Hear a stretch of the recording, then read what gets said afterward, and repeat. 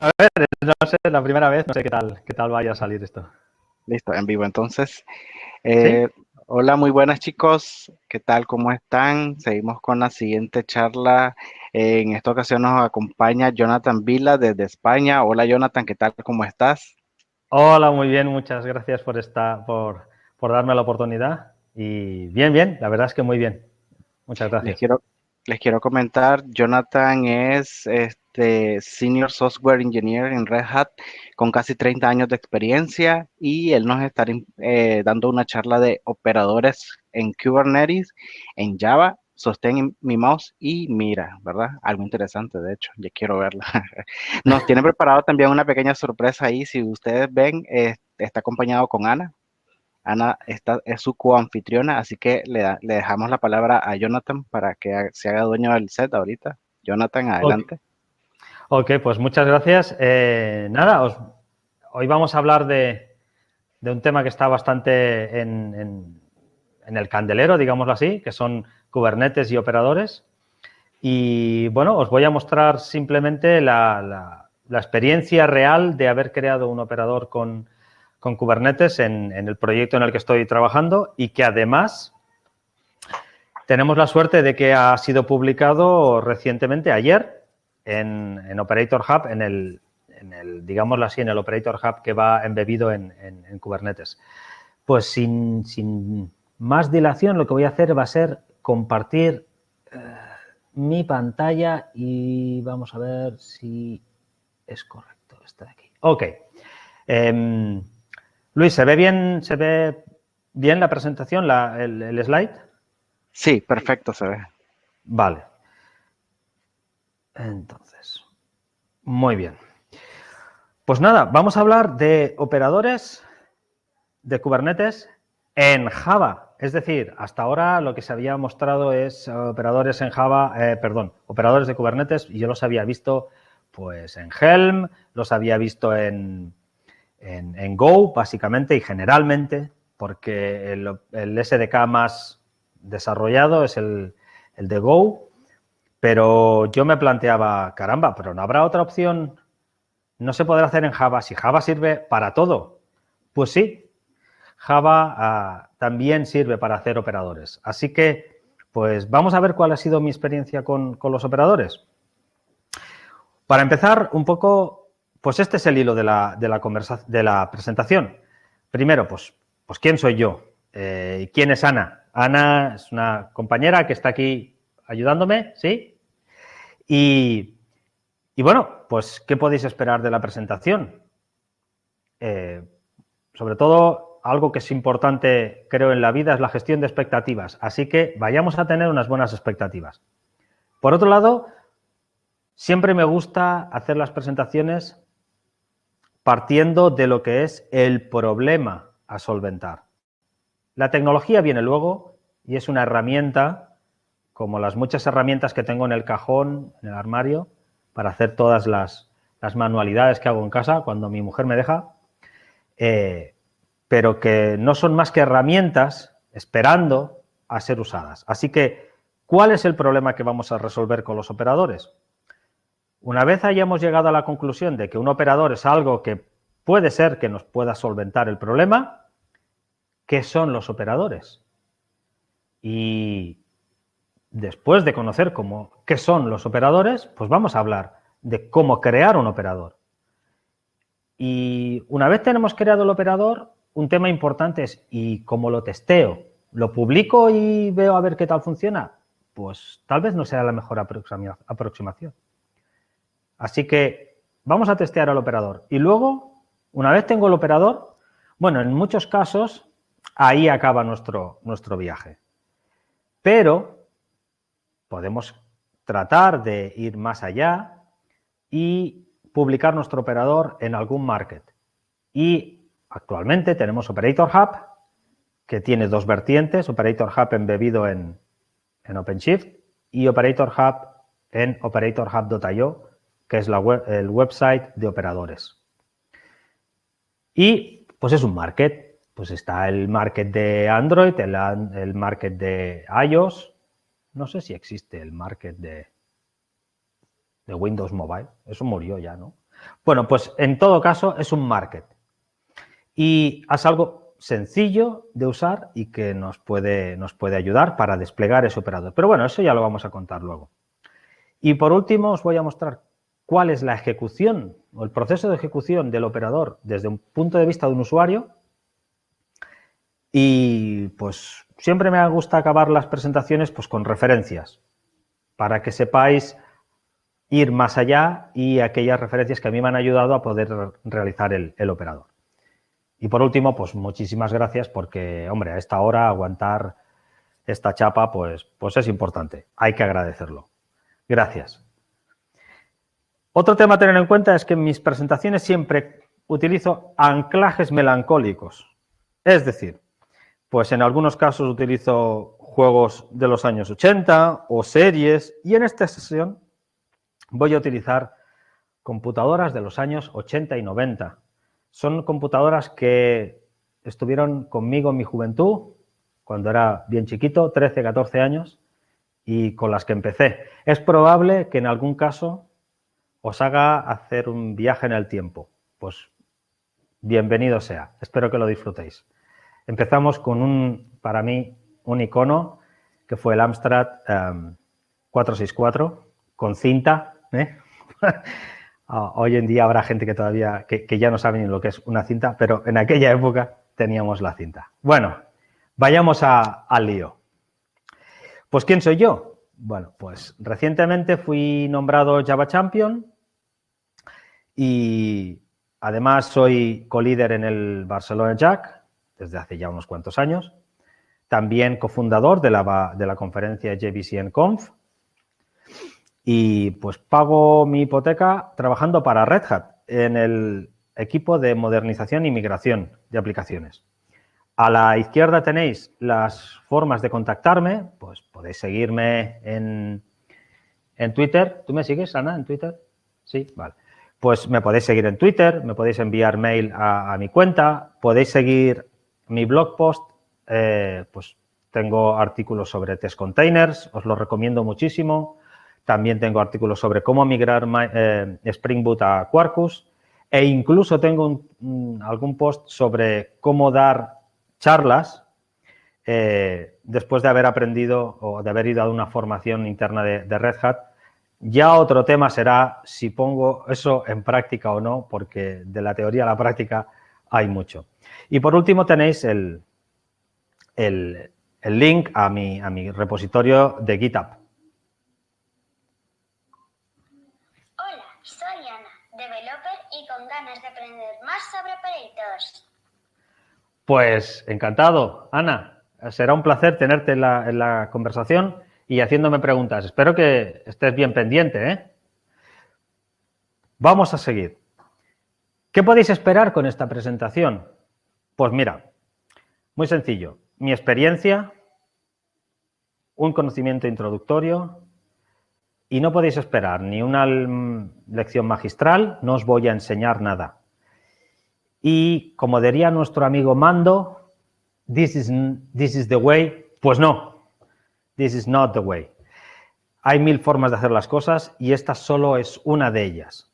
Así que vais a tener una presentación eminentemente práctica y desde un punto de vista totalmente sacado de la experiencia de haber hecho un operador. Pero se puede hacer infinitamente mejor, seguro. Espero que alguno de vosotros recordéis esta máquina. Qué grande. Con teclas de goma. Bueno, es un clásico, este Spectrum. Vamos a ver, ¿cuál es el problema que tenemos que resolver? Es decir, ¿por qué estamos todos aquí? Pues para conocer el por qué un operador puede servirme para algo. Bien. Imaginemos que lo que queréis es que vuestra aplicación, que tiene que ir desplegada en Kubernetes, tenga un market sencillo de poder instalar la aplicación. Queréis que el usuario sea muy fácil de poder instalar esa aplicación. Bueno, pues los operadores, de momento, aquí os pueden dar un poco de ayuda, porque tenemos el market, OperatorHub.io o OperatorHub Embedded. Buen punto. Segundo punto.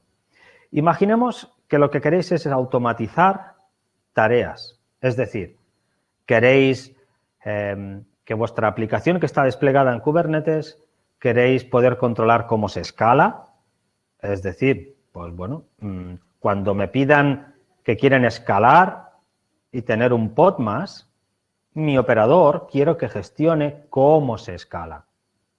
Bueno, pues hay ciertas tareas que a lo mejor están implicadas en el escalado, pues el operador puede hacerlas. O actualizar, bueno, pues a lo mejor no es tan sencillo actualizar nuestra aplicación y hay que, pues no sé, hacer ciertas tareas, pues ciertos registros en la base de datos, ciertas notificaciones, pues eso también lo puede hacer el operador. Incluso ciertas tareas complejas que queremos que estén automatizadas dentro de una lógica y que evite que tenga que ser un humano el que tenga que participar. ¿Hasta aquí bien? Sí. Imaginemos que además queréis que, bueno, pues que haya un servicio que tenga en cuenta los fallos. Es decir, hasta ahora, pues si un pod falla, un health check no funciona bien, la base de datos está caída, cualquier cosa de estas, tiene que haber un humano que reaccione y haga ciertos procesos. Pues a lo mejor lo que nos interesa es que todos esos procesos que hace un humano los pueda hacer un proceso. De esta manera vamos a reducir la necesidad de intervención humana. Además, esto, ya desde un punto de vista más desde persona que va a sufrir de ese mantenimiento, es pues evitar las guardias o los night shifts. ¿Por qué? Pues porque a lo mejor si todas esas tareas de resiliencia las podemos traspasar a un proceso y no a una persona, eso implicará que ahorraremos en esos procesos de guardias. Y por otro lado, imaginemos que también queremos tener mayor control sobre las métricas, es decir, nuestra aplicación puede estar suministrando métricas que luego son publicadas en Grafana. Pero podría ser que nosotros quisiéramos tener métricas de funcionamiento, es decir, que pudiéramos tener métricas de cuántas veces se cae, cuántas veces hemos tenido que levantar el pod, si han habido problemas de base de datos. Es decir, todas esas métricas más internas de interconexión entre los diferentes objetos que están desplegados en el clúster, pues esas las podemos controlar desde el operador. También nos permite el operador hacer un encapsulado de la aplicación.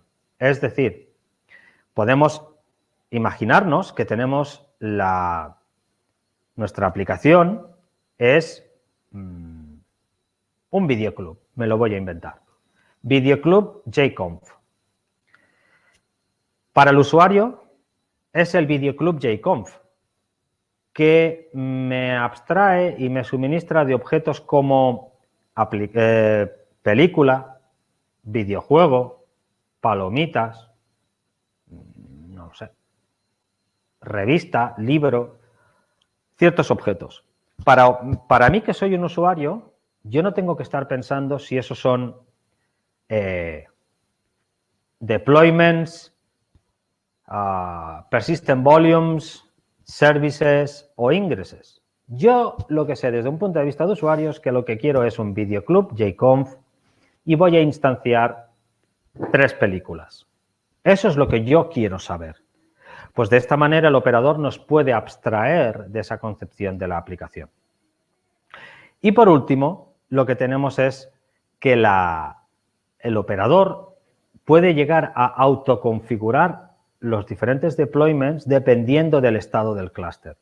Pues si tenemos más memoria, tenemos más CPU o menos, puede cambiar los parámetros de ejecución de cada uno de los pods o deployments o private volumes, o cualquier cosa de estas.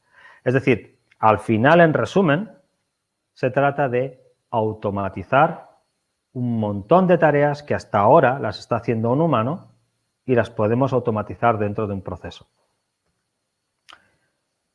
Bueno, este también fue un ordenador mítico en la época, un MSX, así que, bueno, yo empecé haciendo dibujitos y cositas en la escuela con este MSX. Trae buenos recuerdos. Así que ya tenemos claro qué problema puede llegar a solventarnos un operador. Pues vayamos a hablar de qué es un operador. Básicamente, nosotros en Kubernetes lo que tenemos es una API que nos suministra una serie de endpoints y de objetos que están directamente relacionados a la infraestructura, al clúster. ¿Qué tengo? Pues objetos deployment, objetos ingress, objetos catalog source, objetos namespace, you name it, un montón. Pero el objeto videoclub no lo tiene. Así que si yo lo que quiero es desplegar esa aplicación videoclub, una opción es enriquecer la API de Kubernetes diciendo, bueno, ahora vas a manejar un objeto que se llama videoclub, del cual yo puedo escalar, puedo eliminar, puedo crear, puedo clonar, puedo modificar, como si fuera un objeto interno de Kubernetes. Lo que eso ya signifique más allá, ya es un tema que como usuario no me interesa. Así que, de momento, el primer punto es que hacemos una extensión de la API de Kubernetes. ¿Entendido, Ana? ¿Sí? Bien. Por otro lado, lo que tenemos es que nuestro operador se transforma en un watcher, es decir, va a estar escuchando los diferentes cambios que se produzcan dentro del clúster y reaccionando a ellos. Como ya os he dicho antes, además también tenemos que el operador es un wrapper para la aplicación, es decir, abstrae de la implementación concreta de infraestructura de la aplicación y, bueno, hacia el usuario solo transfiere lo que son el conocimiento de dominio sobre los objetos a gestionar. Fácil. Y por último, pues bueno, nuestro operador se transforma en un cliente de la API de Kubernetes, es decir, pues necesita interactuar con Kubernetes. Pues esto se hace por llamadas REST y bueno, pues tenemos unos payloads y unos responses que, bueno, veremos más adelante que hay ciertas librerías que nos ayudan. Pues vamos a hablar de los objetos un poquito más concretos de nuestro operador. Tenemos los CRDs. Los CRDs, para todos aquellos que alguna vez hayáis hecho galletas de Navidad o de lo que sea, pues tenemos estas plantillas fantásticas con las que nosotros luego la masa, después de sacarla de la nevera, aplanarla, pum, pum, pum, pum, pum, vamos sacando diferentes galletas. Bueno, estas plantillas vienen a ser los CRDs, la definición de esos objetos o recursos de usuario. Luego tenemos los CRs, que son realmente las instancias de esas definiciones. Pues tenemos la definición videoclub y luego tenemos la concreción videoclub jconf y videoclub, no lo sé, jvcnconf, videoclub devnexus, los que sean. Tenemos un CR por cada una de las instancias. Luego tenemos los watchers, que van a estar escuchando a ciertos recursos del sistema. Como mínimo a esos CRs, porque necesitamos que alguien reaccione cuando el usuario decide crear un CR. Es decir, yo digo, voy a crear el CR videoclub jconf. ¿Está bien? Pero algo debe pasar a partir de ahí. Nuestro operator va a estar escuchando y cuando detecte la creación de un CR, videoclub jconf, va a hacer algo. ¿Qué va a hacer? Pues va a llamar al controller. Va a decir, oye, controller, que resulta que hay un evento de creación del CR videoclub jconf. Y el controller tiene una lista de tareas que va a ir ejecutando para poder implementar aquella lógica que se ha colocado dentro del operator. ¿Sí? Una pregunta para que yo me aclare. Los CRD son la definición de los recursos nuevos de la API. Y los CRs son las instancias de esos objetos, ¿verdad? Es correcto, tienes toda la razón. Luego tenemos unos listeners que reaccionan a los cambios en esos objetos y que dan paso a los controladores que ejecutan una serie de tareas. ¿Es así? Es perfecto, has resumido todo el proceso perfectamente, Ana, gracias. Bueno, pues ya veis, pasamos de la definición a la concreción, al listener, el controller y las tareas. Siguiente computadora, un Commodore 64. Este fue muy mítico porque además yo jugué muchísimo, yo no lo tenía, pero jugué muchos juegos con esta computadora. Fijaos que tiene del F1 al F7, caramba, es F1, F2, F3, fantástico, qué tiempos.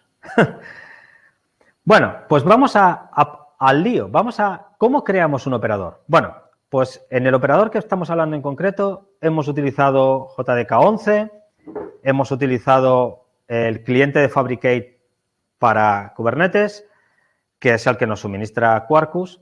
Hemos utilizado Jeep para crear las instancias y Quarkus porque, bueno, nos permite tener un código que es compatible con compilación Graal. Por otro lado, tenemos kubectl o OSI, que son los clientes de la API desde la línea de comando. Luego tenemos Dive, que nos ha permitido inspeccionar las imágenes para ver las diferentes capas y los diferentes ficheros que hay dentro. Podman, que nos permite crear y hacer el build de las imágenes en vez de utilizar Docker. El registry para guardar esas imágenes pues ha sido Quay.io en vez de Docker Hub, porque Quake.io pues no tiene limitación de descargas. Y luego para el clúster local pues se puede usar Minikube o Kind, que son, bueno, pues instancias de clúster en local. También podemos utilizar CRC, que es la de OpenShift en local. Todas son free, gratis y fácil de usar. Y bueno, como os decía, pues tenemos desde Helm hasta Ansible, Go y Java para crear operadores. Lo más famoso es el SDK de Go. Java todavía no tiene un SDK tan maduro, pero ahí está. Y aquí veis un poco la imagen de cómo quedaría publicado nuestro operador en Operator Hub. Pues vamos a crear un operador. ¿Cuáles son los pasos? Primero, bueno, pues nos vamos a la página de Quarkus y generamos el esqueleto seleccionando las librerías necesarias. Siguiente, creamos los archivos de respaldo, que en este caso pues son tanto la seguridad, el RBAC, donde tendríamos el Service Account, el Role y el Role Binding. El Service Account, básicamente tenéis que entender que el operador necesita un usuario de proceso para ejecutar acciones dentro del clúster. No es un usuario de ser humano, sino de proceso. Ese es el Service Account. En el role identificaremos qué permisos tiene sobre los diferentes objetos del clúster. Además, pues tenemos el CRD, que es la definición de ese objeto que va a identificar nuestra aplicación. Puede ser uno o pueden ser varios. Y el namespace. Por otro lado, tenemos los beans, que son los clientes. En este caso, pues tenemos un cliente para namespace, por inyección de dependencias, inyectarlo en todas partes de nuestro código. El cliente global de Kubernetes y luego tenemos un cliente tipado específico para nuestro CR. Luego tendremos un watcher en los CRs, es decir, cada vez que se cree un objeto videoclub, pues nuestro operador va a hacer lo que sea. Y luego en los deployments, es decir, los deployments asociados a ese CR, pues vamos a estar escuchando sus cambios de estado, desde no estoy ready a estoy ready para cambiar el estado global del CR. Y luego, por último, pues bueno, lo que se trata es de compilar y subir esa imagen a nuestro registry y luego hacer el deploy a nuestro clúster, en este caso. Me ha quedado una duda. Dime, Ana. ¿Podemos usar Java sin Quarkus? Sí, por supuesto. He usado Quarkus, pero podríais usar Java normal, sin tener que usar Quarkus, ¿eh? Es decir, simplemente porque me gusta, porque creo que es rápido y porque además me permite generar un artefacto nativo. Y luego tenemos, bueno, pues esta computadora famosa que es el Dragón. Yo no lo tuve, pero fue mítico también en los 80. Así que, bueno, si lo recordáis o lo usasteis, pues perfecto. Pues vamos a hablar del esqueleto en Java de los diferentes ficheros, Java y YAML. Sí, también YAML. Lo siento, pero es YAML. Por un lado tenemos, como podéis ver a la izquierda, los controladores. Son aquellos que van a ejecutar las tareas. En este caso tengo dos. Uno, que es el controlador del operador, digamos, bueno, el controlador del CR y luego el controlador sobre los cambios en los deployments. Luego, por otro lado, tengo la definición del modelo, es decir, un objeto Java que representa a esos CRDs. En este caso solo tenemos uno, pues tenemos un CR, que es el WinDAP Resource.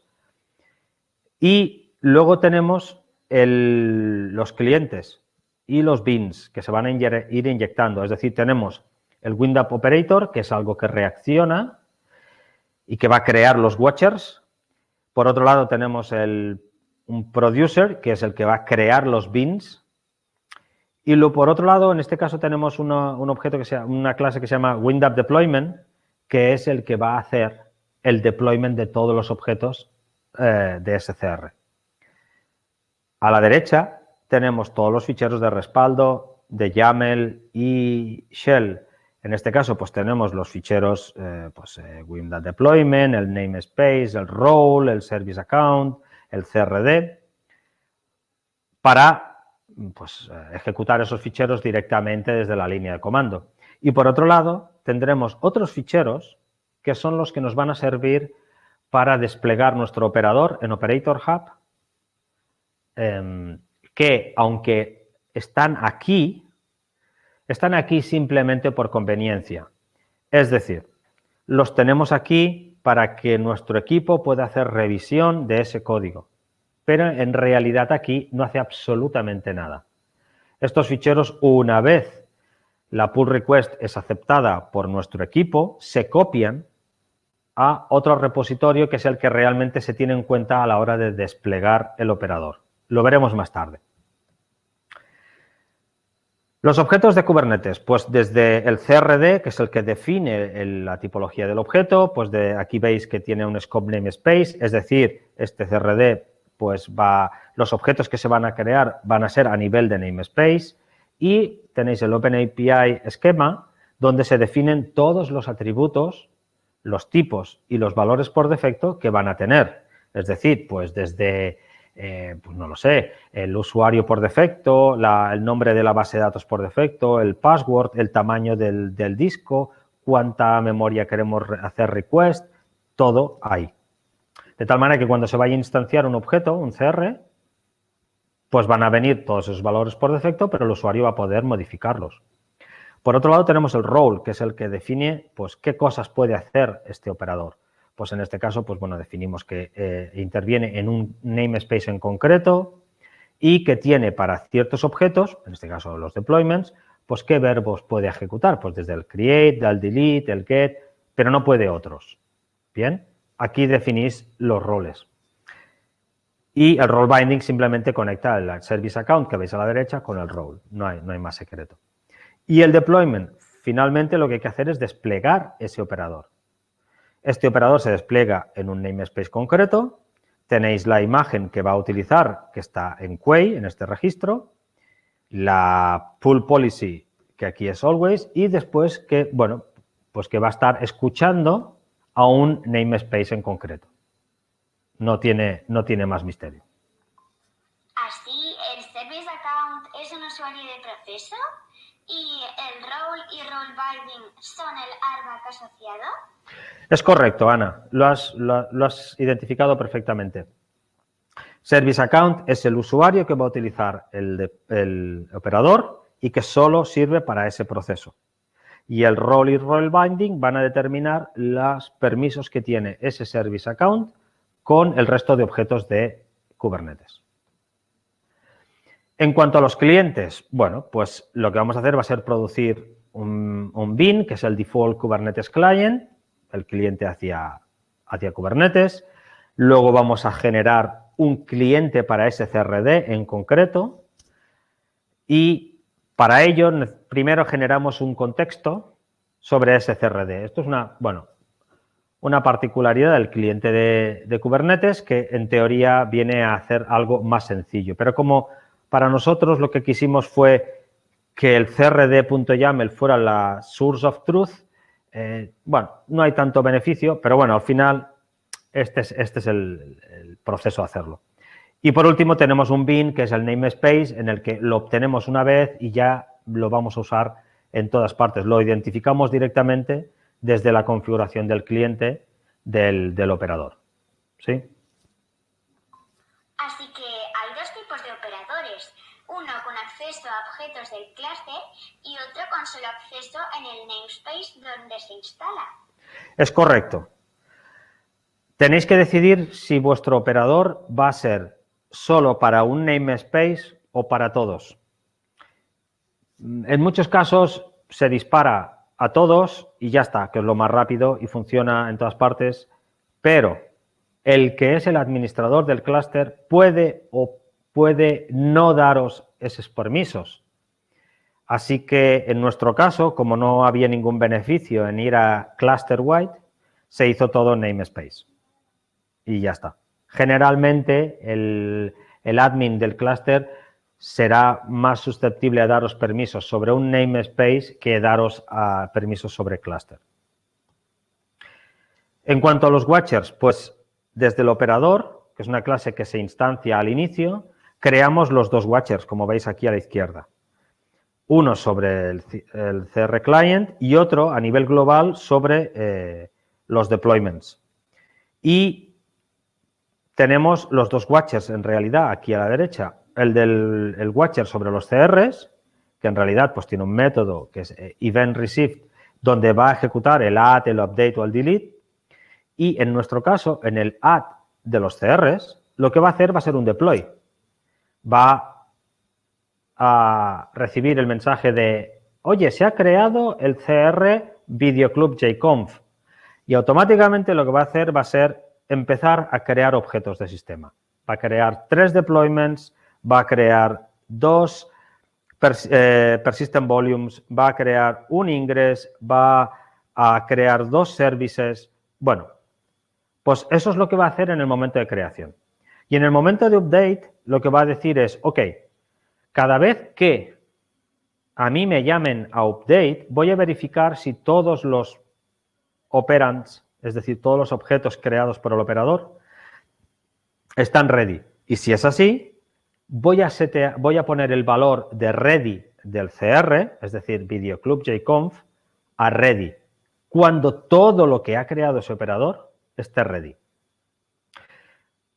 Y a la derecha veis, bueno, pues en este caso, el watcher a nivel de deployment. Es decir, cada vez que se crea un deployment, en este caso hay 3, uno de ellos es la base de datos, otro es un servicio web y el otro es, bueno, un ejecutor, un servicio externo.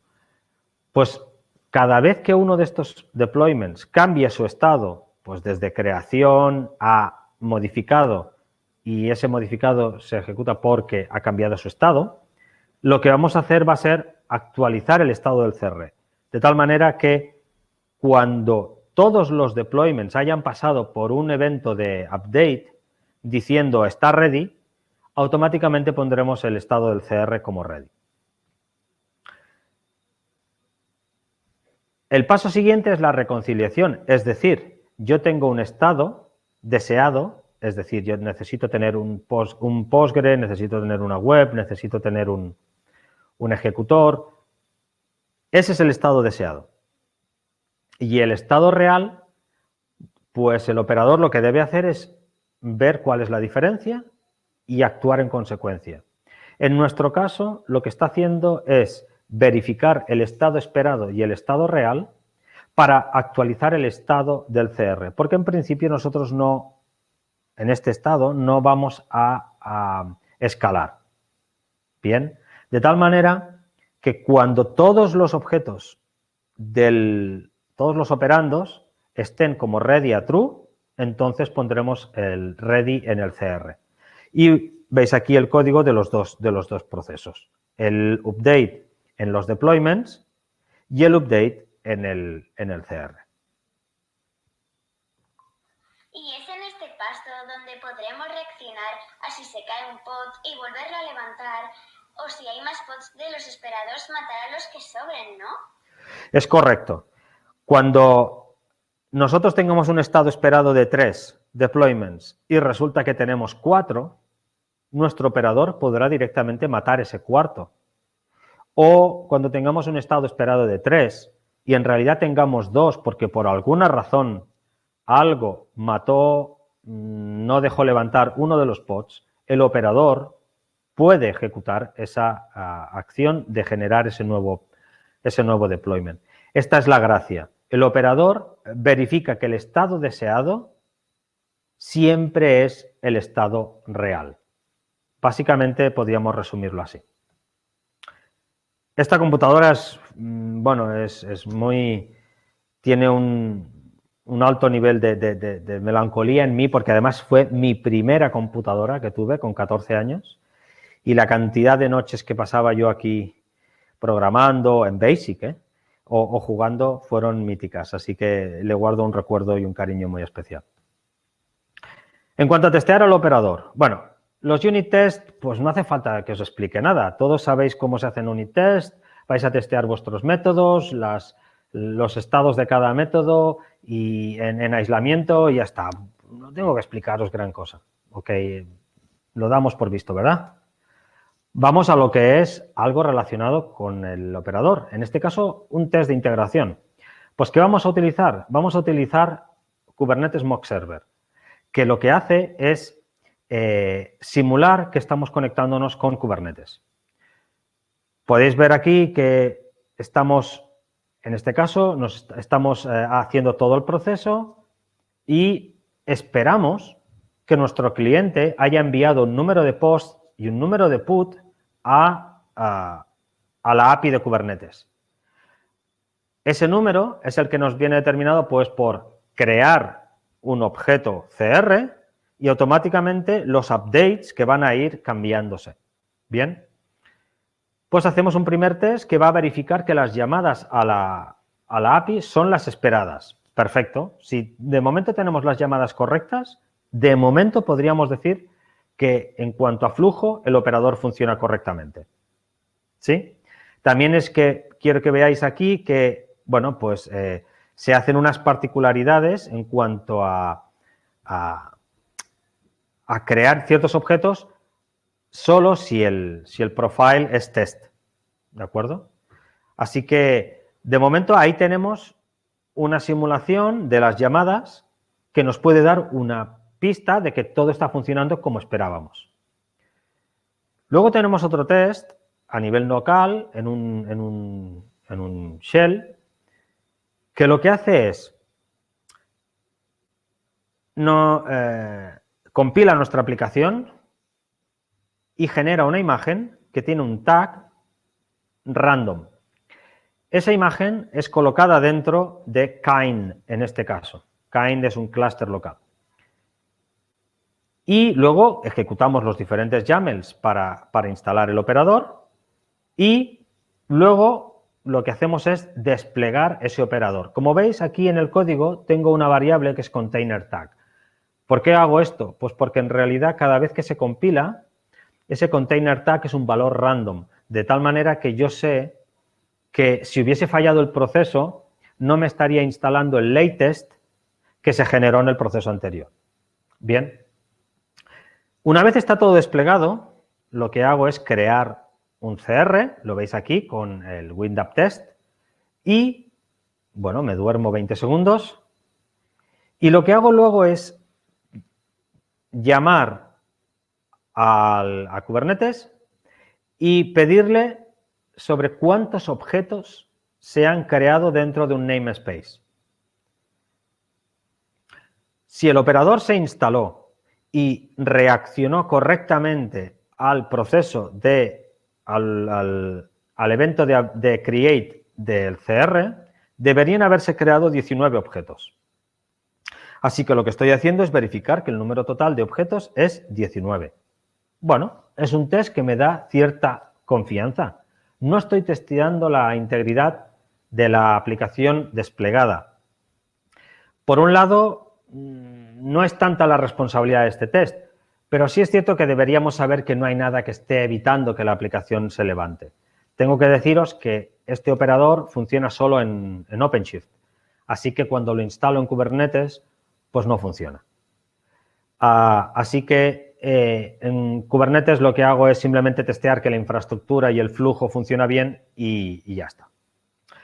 Por otro lado, tenemos otro test que es muy parecido, que lo tenemos en integración continua. Con una GitHub Action se instala un Minikube y hacemos todo el mismo proceso de instalación, de compilación nativa, de generación de imagen, colocamos la imagen dentro de Minikube y luego consultamos a la API de Kubernetes para ver cuántos objetos hay.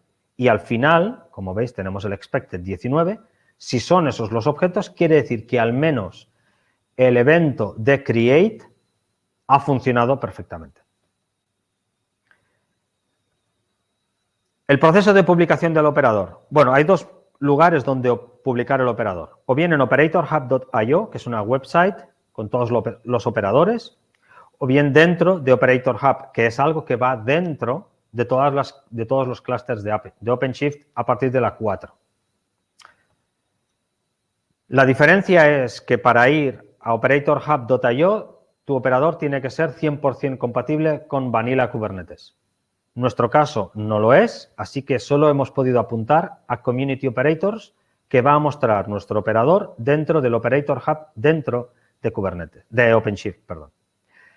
Y lo que hacemos es crear sobre el proyecto Community Operators, vamos a crear una pull request con estos ficheros. Y esta estructura, pues vamos a crear un folder para nuestro operador, otro para nuestra versión, dentro un folder con manifests y vamos a crear lo que le llamamos el famoso CSV, que es un fichero que simplemente contiene todo el RBAC que teníamos antes en diferentes ficheros, el role binding, el service account y además incluye la descripción y un apuntador al CRD. Es decir, con el CSV y el CRD tenemos todo empaquetado. Luego un fichero de anotaciones que apunta al package y un Dockerfile, que es un fichero que nos va a generar un bundle con el que luego se puede instalar dentro del Operator Hub. Este CSV, ¿qué contiene? Pues veis el ALM Examples, que es un trozo donde vamos a poner un ejemplo de CR para cada uno de los CRDs y ese ejemplo es el que se va a cargar cuando tiene que rellenar, en el caso de OpenShift, el formulario con todos los campos y sus valores.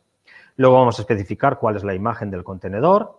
Luego vamos a apuntar al CRD.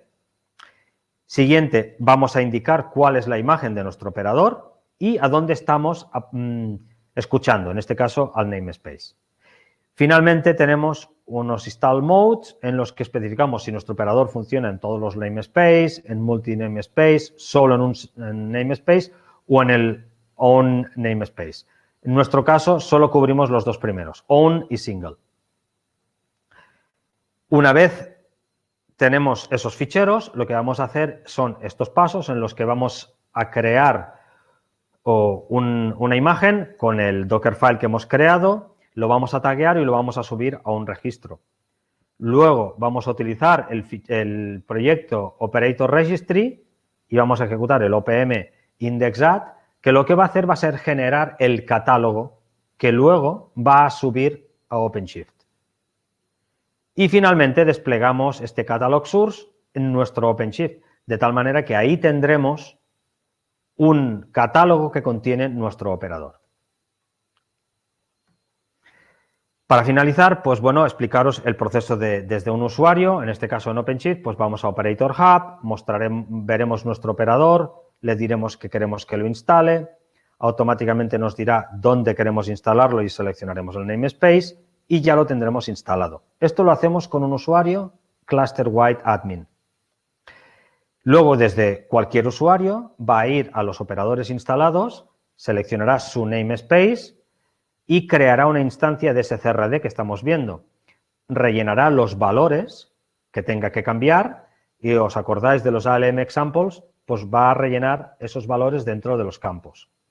Y vamos a tener una lista de las aplicaciones y finalmente todos los deployments que va a crear ese operador.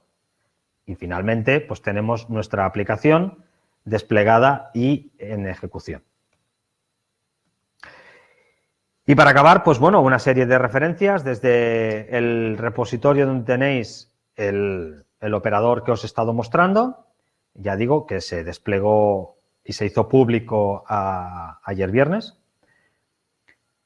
Luego tenemos la referencia a la API de Kubernetes, el cliente Fabricate de Kubernetes y su guía de uso desde Quarkus. También un post de nuestro compañero Rohan donde veis cómo utilizar el Kubernetes Mock Server, la página principal de Quarkus, los dos proyectos utilizados para el Operator Hub. En cuanto a Jeep, que es el compilador o el generador de imágenes sin Docker, pues también tenéis la guía desde Quarkus, la página web de Dive, que sirve para inspeccionar imágenes, la misma página para Podman, la página principal de Quay, donde podéis alojar vuestras imágenes de contenedores, y luego las páginas para Minikube y Kine para poder tener clústeres locales. Y bueno, básicamente esto ha sido todo. ¿Qué te ha parecido, Ana? Pues me han entrado ganas de repasar el código para ver mejor el detalle y sobre todo ver que no es tan difícil crear un operador y que puede aportar muchas funciones además de facilidad de uso por el usuario. Gracias, Jonathan. Pues ha sido un placer ayudarte, me encanta que te haya gustado y nada más, ha sido todo un placer y bueno, espero que os haya gustado y que al menos os haya encendido la chispa de la curiosidad. Como siempre digo, aquí a la izquierda tenéis las formas de contactarme por Twitter, por email, en mi blog post y el link a GitHub y no dudéis en consultarme si tenéis cualquier duda, os puedo ayudar o mejor aún, si creéis que cosas de las que he hecho se pueden hacer mejor, me encantará que hagáis pull request o me lo comentéis para que podamos mejorar el código. Muchísimas gracias y ha sido todo un placer. Si tenéis preguntas, pues aquí estoy y estaré encantado de responderlas. Hola, Jonathan. Súper interesante la charla. De hecho, hay una consultita ahí, bueno, consultando propiamente qué es Kubernetes de Will. Yo de hecho tengo una consulta, pero te la haré después para ver si... Perfecto, no hay problema. Kubernetes, bien. Pues, Will, si eres familiar con imágenes Docker, al final acabas teniendo ciertas diferentes imágenes generadas y las puedes ejecutar de una en una. No hay problema. Pero cuando quieres ir un poquito más allá y dices, bueno, yo lo que quiero es tener todo un montón de imágenes que se ejecutan, las quiero tener gestionadas de una forma más avanzada. ¿Qué quiere decir con eso? Pues las quiero tener repartidas en diferentes máquinas, llámese nodos. Quiero que algo controle cuántas hay, si hay 2, hay 3. También quiero poder acceder a ellas sin tener que saber la IP de cada una de ellas. Quiero además que se interconecten entre ellas, aun cuando son de diferente madre y de diferente padre, digámoslo así. De tal manera que coexisten en un entorno. A ese entorno se le llama clúster, donde tengo infinidad de máquinas y tengo a alguien que está gestionando o controlando cuántas están funcionando, cómo esta máquina puede ver a esta otra. Cuando, ya digo, puedo tener ese clúster, pero con diferentes nodos y en cada nodo voy teniendo una serie de máquinas. A todo eso se le puede llamar Kubernetes porque es una implementación Hay otras y han habido otras. Y otra de ellas es, por ejemplo, OpenShift, que actualmente se basa en Kubernetes, pero añade otras funcionalidades. Puedes encontrar otros sistemas, ¿bien? Pero básicamente la idea que quiero transmitir es esa. Es algo que gestiona un conjunto de máquinas y te da unas funcionalidades añadidas de control sobre ellas. Espero que haya podido contestar la pregunta. Ok, esperemos que sí. Hay otra consulta, dice acá José Rivera, ¿se compensa el mantener infraestructura controlada con Docker teniendo en cuenta lo que afecta a las actualizaciones o modificaciones al código? A ver, la pregunta, ¿me la puedes volver a repetir? Sí, dice José Rivera, ¿se compensa el mantener la infraestructura controlada con Docker teniendo en cuenta lo que afecta a las actualizaciones o modificaciones al código? A ver si entiendo bien la pregunta. Se justifica, cuando dice Docker, entiendo que se refiere a Kubernetes más que a Docker. Docker al final, bueno, de todas maneras deberíamos cambiar la nomenclatura y en vez de pensar como Docker, porque también entiendo que es lo más habitual, hay que pensar en contenedores. Bien, hay todo un mundo más allá de Docker. Eso es lo que la idea que quiero mostrar. Pues al final yo tengo una aplicación que yo puedo suministrar el jar de esa aplicación o puedo generar una imagen para que alguien instancie esa imagen sin necesidad de conocer el proceso de instalación de esa aplicación. Bien. Bueno, esto se entiende fácilmente. Luego, cuando yo paso a un siguiente nivel, que es tener Kubernetes, al final es como todo. Está bien, pero tú tienes que saber si eso te beneficia o te es interesante para algo.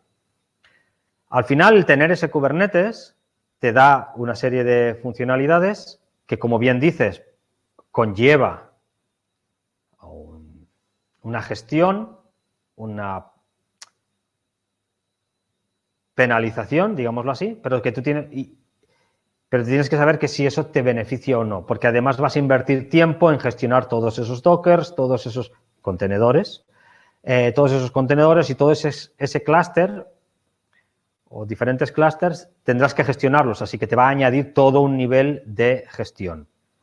En cuanto a las actualizaciones, pues esas actualizaciones de tu aplicación, al final, si entiendo bien la pregunta, por ejemplo, tú puedes llegar a decir que la imagen que se va a usar en un deployment es la imagen de tu aplicación en la versión latest, por ejemplo.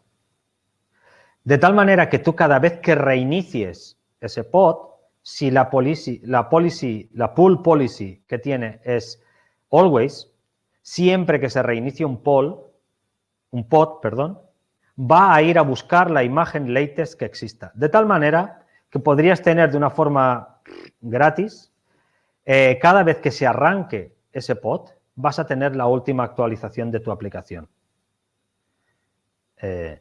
Pero bueno, son diferentes fórmulas que tú debes de escoger si realmente te merece la pena o no ese proceso. Espero haber contestado la pregunta. Interesante, ahí añadió algo más José Rivera, pero perdón, como ya estamos un poco a destiempo, voy a compartirles un enlace para que puedan continuar la charla a una sesión abierta. Si tenés tiempo, claro está, Jonathan Vila, podrías pasar ahí los demás chicos. Y pues mi pregunta no es una pregunta, sino más que todo la noticia que hace poco surgió de que Kubernetes deprecará Docker como su container de runtime después de la versión 1.2. Entonces sería interesante escucharla, pero pues tal vez en la sesión podrías comentarlo un poco. Está bien, pues será un plan. ¿Nos quedamos o no, Ana? ¿Sí? Pues nos vamos. Perfecto. Exactamente, ok. Muchísimas gracias, Jonathan, Ana, Ha sido un muy placer. participativa. iba a decir, Ana, de hecho, con mucho conocimiento. Muy bien. Sí, y para los demás chicos, entonces como les mencioné, ahí les pasé el enlace de registro de la asistencia para que sigan participando por el certificado que se puede emitir al final de este día, a partir de 3 charlas o más, los que participen. Y además les dejo el enlace a la sesión que ustedes pueden ir ingresando ya si quieren seguir continuando con la conversación. De hecho, hay otras consultas acá que perfectamente podrían ser contestadas en la sesión junto con Jonathan Vila, que ahí estará también, junto con Ana, nuestra invitada especial. Entonces, me voy despidiendo, chicos. Un gusto y un placer, Jonathan. Gracias. Ha sido un placer. Muchísimas gracias. Bye bye. Chao. Chao.